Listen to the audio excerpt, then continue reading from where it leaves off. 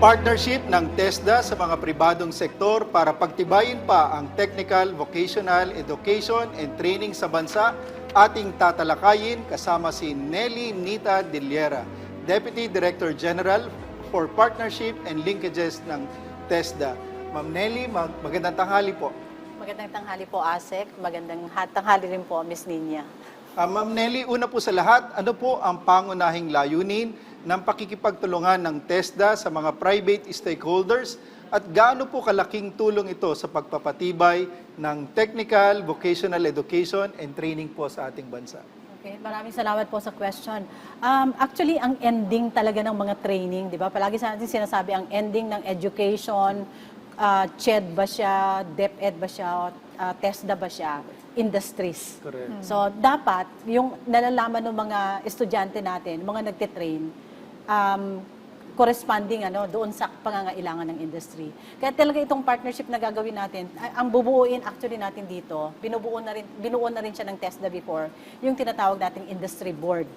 Yung industry board, composed siya of industry stakeholders, okay, kasama na rin ang kasama na rin ng academic institutions, pati na rin ang government agency concerned doon sa isang programa o isang sector na yon, pati na rin po ang labor. So yun po. Matanda ko niya, yung mga graduates ng TESDA, highly employable at talagang malaki yung percentage na talagang napupunta doon sa requirements ng mga industries. Yes, tama po yun, Asek. Tapos ngayon po, mayroon tayong tinitingnan ng mga growth sectors na sinasabi. So kasama dito construction, agriculture, tourism, health services, ICT, ay yung information communication and technology, manufacturing. So ito yung gusto natin ngayon punan ng mga industry stakeholders para magsama-sama sila. Kasi bakit natin sinasama yung mga industry association, industry stakeholders? Dahil sila yung nakakaalam kung ano yung skills and competency na kailangan nila doon sa kanilang industriya. Ngayon, kasama rin po natin yung academic and training institution dahil sila naman yung magaling in terms of development ng mga modules, yung mga competency assessment tool na sinasabi or training regulation. So sila yon. So ang content would come from the industry, pero kung paano yung proseso ng paggawa ng mga modules, magagaling doon sa academic institution. So sinama na rin po natin ang government agencies dito, halimbawa sa tourism, Department of Tourism, kasi sila naman nakakaalam kung ano yung mga pangangailangan dapat na ibigay doon sa sektor na yon, priority rin at mandate ng mga sector agencies. Kaya ganun po natin sila pinagsasama. So pati DOH rin po, no? Kasi pati yung health sector. Opo. So maraki po pa rin po ba yung pagkukulang ng mga health workers natin, lalo na dito sa bansa? Okay, ang tinitingnan talaga natin dito sa health sector, kasi alam naman natin masyado nang established ang Commission on Higher Education, di ba, PRC, as far as the courses are concerned. So ngayon, may mga direction kaming tinitingnan, like for example, yung TESDA sa barangay, yung mga barangay health nutritionists, barangay health workers, para kahit na nasa barangay sila, kaya nilang tumulong doon sa lokalidad nila. No? At isa pang tinitingnan natin dito na magiging priority natin, yung para sa mga aged, di ba, yung mga elderly, para makapacitate rin natin yung mga kababayan natin na, alam mo yun, tumulong rin doon sa sektor na ito. Health services siya, but this time, specific group yung titingnan natin dito. Okay, ito pong TVET Industry Board na bubuuin, gaano ho kahalaga ito para dito sa inyong layunin? Malaki ang talagang maitutulong nila dito. Kasi palagi nga natin sinasabi, di ba, skills mismatch. Hindi yung pinoproduce ng mga academic institutions, training institutions do not match what the requirement of the industry. Although hindi talaga rin natin masasabi na eventually magkakaroon ng match, kasi alam natin, Miss Ninya, di ba, over time or every year nagbabago talaga rin yung pangangailangan because of technology and all that. Pero ito, gusto natin na sila mismo involved, yung industry mismo involved in the development of the contents. Yon, kaya para masasabi rin nila na yung pangangailangan nila doon sa mga academic institutions. Ang maganda pa siguro dito, gusto ko na lang din banggitin, kasi gusto rin nating i-prioritize yung mayroon ng mga existing na Philippine Skills Framework. Kasi dito mayroon ng skills and competencies corresponding to a particular level. Pwedeng pick upin siya sa, halimbawa, sa DepEd, pwedeng pick upin na ng TESDA, pwedeng pick upin na rin siya ng Commission on Higher Education. So kumbaga, naka-level siya, naka-pathway siya, pataas, na pwedeng pick upin, ready na pong document ito na pwede na pong pick upin para gawan po ng mga modules. Ma'am Nelly, sa kasalukuyan, saan pong mga sektor nanggagaling yung mga miyembro po nitong TVET Industry Board at paano po natututukan ito pong mga kasabi na itong ating board sa ngayon? Okay. Ngayon po kasi, yung nabanggit ko kanina, around 10, I think, priority sectors. But the ones that we have right now are tourism. Longest siya, yung TIVFI na tinatawag, Tourism Industry Board Foundation Incorporated. Naging party na ko noon before when I was still at the Department of Tourism. Long-standing siya. Meron din po tayo for Philippine Constructors, yung industry board. Pero gusto nga natin buuin yung 10 na nabanggit ko kanina mga priority sectors dahil yun yung nakikita nating merong growth potential sa Pilipinas. Growth potential in terms of employment, growth potential in terms of, providing yung ganitong klaseng skills and competency na maaaring pangangailangan. Kabilang po ba dyan ang agriculture? Yes Curious po. lang po. Yes. Sana, Pangalawa kasi pa. parang hindi kasi masyadong, kumbaga, interested yung mga kabataan natin sa agriculture. 25% of the labor force comes from the agriculture sector. Oo. Sabi nga natin dyan, maganda rin gawin natin yung agriculture na maging sexy. Yes. I was going to say, pwede ka ba sabihin sexy sa TV? But yes. And we should target the youth. Yes, Yeah. oo. And ang youth ngayon, alam natin, ang kakayahan talaga nila, di ba, technology savvy sila, Correct. yung digital. So, incorporating digitalization and the use of technology in agriculture is really very important. How do you do that? Technology and agriculture. Okay, may mga kakilala ko, for example, sa palm oil. Di ba, dati-dati ang ginagamit nila, halimbawa lang, eroplano pa para mag-spray. Pero ngayon, it's already driven by drone.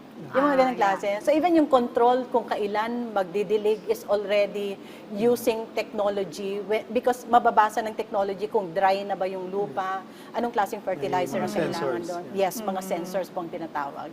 Yun po. Okay. Very exciting, Sana nga po. Kasi alam ko meron kayong content creation, di ba? Meron rin kayong parang module para dyan. Yes po. Marami ho bang nag-enroll dyan? Kasi when we announced it, was that last year? Marami ang, syempre nag-react kasi, oh wow, meron kayong ganyan. Nakikisabay na sa Times ang TESDA. May mga, okay, ganito siya. Ganito siguro yung sitwasyon na tingnan natin. Karamihan sa mga contents that we have right now are, halimbawa, organic agriculture, yung mga ganong klase. Yung digitalization, incorporation of technology is in the works, okay? That's why gusto po natin itong industry board, na mabubuo natin, tutulong rin sila even in the embedding and incorporation and integration of technology and digital dito sa ating mga contents. Yeah, ang ibig ko rin sabihin yung mga content creation, yung mga gumagawa po ng mga vlogger, mga influencer. Uy, may mga agriculture vloggers It's po becoming a huge industry. Actually, ang gandang, sana nga, yun nga panoodin ng ating mga anak, no? Di ba, na Very they encourage influential you to plant, to, love kahit na urban farming. And nakakakita tayo ng mga vloggers ng agriculture na sabi nyo mas bata, mas cool. Correct. Let's make it cool. Yeah. Katulad Very ni Asik Arnel. Yeah, very influential Yes, sa yes. social media. Oo. Incidentally po, kahapon, nasa Quezon ako, sa Tayabas, Yeah. merong group of vloggers who joined us para i-cover yung isang agri-farm. Parang farm siya, pero offering organic agriculture, among others. So they are covering it. Tama po yung sinasabi ninyo, kailangan po talaga natin yung mga young generation ngayon to help us promote and understand sa language at sa linggo nila kung ano ba yung gusto rin ng mga kapwa nila na mga youth. Tama po yun. Okay, balik po tayo dito sa particular na tungkulin o role po nitong industry board para po sa sektor ng, sabi nyo nga kanina, malakas yung construction, yung tourism at communications technology upang maiayon po itong mga TVET program sa pangangailangan ng industriya. Okay, ang inaasahan po namin, ang inaasahan po talaga namin maitutulong nila, una, labor information. Anong klaseng skills and competencies ang kakailanganin nila sa industriyang yon? Pangalawa, yung competency standards or competency, even yung competency assessment tool.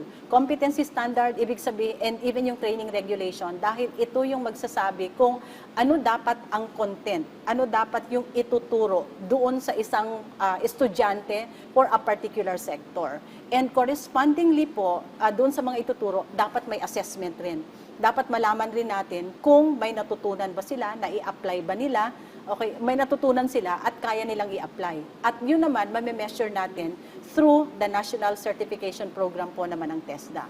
So basically ganun, yun, TR, Competency Assessment Tool, even po, sabi nga natin, maganda rin kasing manggagaling mismo sa industriya yung experts na magtuturo.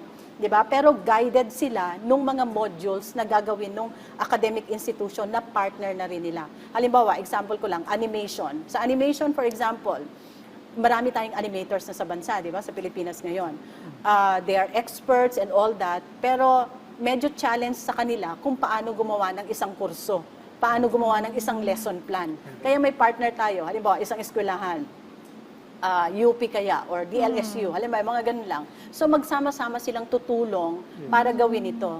Kasi ang objective talaga natin dito, kahit na sinasabi nating tuloy-tuloy yung pag-develop and all that, kung hindi natin ma-cascade ito down the line, doon sa mga regions, sa mga probinsya, para ituro at maging bagong content at ituro sa ating mga estudyante, mahihirapan po tayong i-expect na magiging, akma yung skills and competencies na meron yung ating mga estudyante. Ninya, napaka-importante talaga ng TESDA sa pag-develop ng ating labor sector. So, Ma'am Nelly, mensahe nyo na lang po sa ating mga kababayan mula po sa TESDA. Okay po, August 8 po, thank you sa opportunity. August 8 po, magkakaroon po tayo ng actually briefing on the creation and strengthening of existing industry board. So muli po, inaanyayahan po namin kayo, tingnan lang po ninyo sa aming Facebook account po para kung malaman ninyo kung ang sektor ninyo ay kasama po sa gagawan po natin ng industry board this year. Maraming salamat po.